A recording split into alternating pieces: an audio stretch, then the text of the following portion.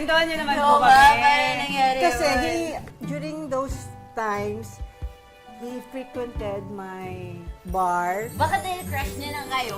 Siguro, I think so. Tapos, pinagbilin siya sa akin ng kapitbahay ko. Ano po sabi? Sabi ng kapitbahay ko, Melissa, nalilipat na ako sa Davao. Pero si Eric will continue to come here. Pwede bang alagaan mo siya? I-entertain mo. Sabi ko, oo, why not? Tapos, I invited him to my birthday party. Sayaw kami dalawa ni Eric. Nagulat ako, may dalawang dimples.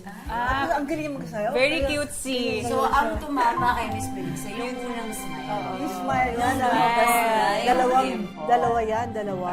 Sabi ko po, itong lalaki to Ay! Type ko na siya. Nilapitan po ba kayo? Type na type niya ako. Paano po nag-next level? Ayun, sabi niya, gusto raw niya ako. Parang he's falling in love with me. Parang kinikilig si Susan Sabi sa ko, gilid ko. matatanda naman na tayo, huwag natin patagalin to. Tama. Wag ka Ano po? Ayun na po agad. Nakatingin kami na.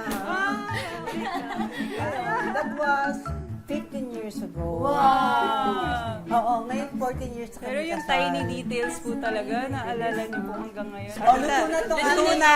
sauce para sa pasta. I-size po ba muna natin? Yes. So, ihalo na natin. Halo na ito. natin. Siyempre, di pwede mawala ang parmesan Ang cheese. cheese. Excited na kami ni Mikey, tita. Kasi parang feeling namin ni Mikey, mami namin yung nagluto ng pasta, di ba? Mami Sa vibes. lahat po ba na naging role nyo, Miss Melissa, anong paborito niyong character na pinili?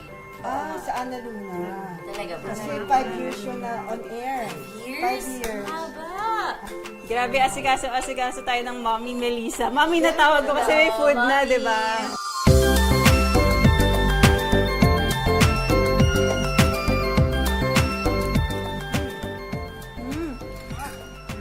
Ay, oo nga, kakaiba. Tita Melissa, kakaiba nga yung Perfect yung bagoong. bagoong. Pero hindi siya maalat, Mikey. Balance flavor lang talaga, no? This is perfect for all of you.